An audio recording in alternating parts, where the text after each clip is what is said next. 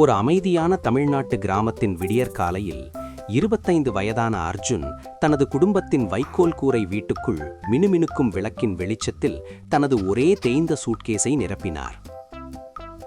நெல் வயல்களை தாண்டிய கனவுகளை துரத்துவதற்காக அவரது குடும்பத்தில் முதல் ஆளாக பெங்களூரில் ஒரு மென்பொருள் வேலையை இலக்காக கொண்டு பல வருடங்களாக அவ்வப்போது கோடிங் வேலைகளை செய்தார். அவரது தாய் லக்ஷ்மி இட்லி மாவை அமைதியாக கிளறினார். அவரது ஒவ்வொரு அசைவையும் ஒரு பிரார்த்தனை போல கண்ணால் பின்தொடர்ந்தார். ஆனால் அதை அவளால் வாய்விட்டு சொல்ல முடியவில்லை. பேருந்து நிலையத்தில் சூரியன் மலைகளை தங்க நிறத்தில் வரைந்தபோது அவரது தந்தை, ஒரு அனுபவமிக்க விவசாயி, அர்ஜுனின் கையை பிடித்து, எங்களை பெருமைப்படுத்து, ஆனால் மண்ணை மறந்து விடாதே என்று கிசுகிசுத்தார். சிறு தங்கை பிரியா அவரது காலை பிடித்து கொண்டாள். அவளது ஜடைகள் கண்ணீரால் நனைந்திருந்தன. அவர்களின் வீட்டின் சுருங்கிய படத்தை அவரது பாக்கெட்டில் திணித்தாள். அம்மா அவரை மல்லிகை மற்றும் சாம்பார் வாசனை வீசும் ஒரு அணைப்பில் இழுத்து, என் மகனே, ஒவ்வொரு இரவும் எங்களுக்காக ஒரு விளக்கை ஏற்று நாங்கள் இங்கே இருப்போம் என்று முணுமுணுத்தார். பேருந்து உருமியபடி தூசியை கிளப்பி அசைந்து கொண்டிருந்த உருவங்களை விழுங்கியது. பெங்களூரின் குழப்பமான பரப்பளவில் அர்ஜுன் செழித்து வளர்ந்தான். ஃப்ளட்டர் செயலிகள் அவரது விரல் நுனியிலிருந்து பறந்தன. பதவி உயர்வுகளும் விரைவாக வந்தன. ஆனாலும் வார இறுதி நாட்கள் அவனை வெறுமையாக்கின. பிரியாவின் பள்ளிக்கதைகள் மற்றும் அம்மாவின் சமையல் குறிப்புகளை கேட்டு சிரித்து வீடியோ கால் செய்தார். ஆனால் திரையால் பகிர்ந்த தாலித்தட்டுகளின் வெப்பத்தை பிடிக்க முடியவில்லை. மாதங்கள் வருடங்களாக மங்கின.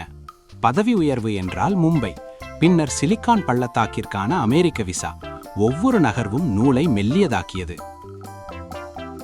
நேரமண்டலங்கள் உரையாடல்களை சிதைத்தன. மேலும் பண்டிகைகள் ஒரு பாக்கெட்டிலிருந்து வடிகட்டிய காஃபியுடன் தனிமையான ஹோட்டல் அறைகளில் கழிந்தன. ஒரு தீபாவளி அன்று கிராமத்தில் ஏற்பட்ட மின்தடை அவர்களின் அழைப்பை பாட்டு பாடும்போது நிறுத்தியது. அர்ஜுன் தனியாக அமர்ந்திருந்தான்.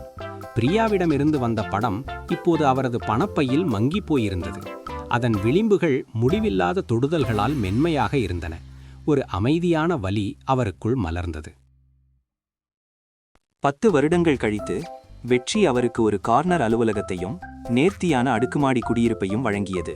ஆனால் அந்த வலி நீடித்தது. அவர் முதல் விமானத்தில் வீடு திரும்ப முன்பதிவு செய்தார், அறிவிக்காமல். அந்திப்பட்டியில் பேருந்திலிருந்து இறங்கியதும் மழை நனைந்த பூமியின் காற்று வீசியது. அம்மாவின் அழுகை அந்தி நேரத்தில் கிழித்தது. பிரியா இப்போது ஒரு கல்லூரி மாணவி. அவர் மீது பாய்ந்தாள். தந்தை தலையசைத்தார். கண்கள் பளபளத்தன. நீ வளர்ந்திருக்கிறாய், ஆனால் வீடு வளரவில்லை. அன்று இரவு மாமரத்தின் அடியில் அவர்கள் முதலில் அமைதியான சாப்பிட்டார்கள்.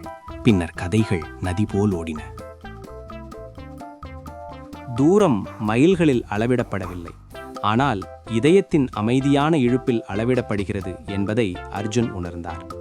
அவர் தூரமாக இருந்தார், ஆம், ஆனால் உண்மையிலேயே ஒருபோதும் போகவில்லை. அவர் ஒவ்வொரு இரவும் ஏற்றிய விளக்கு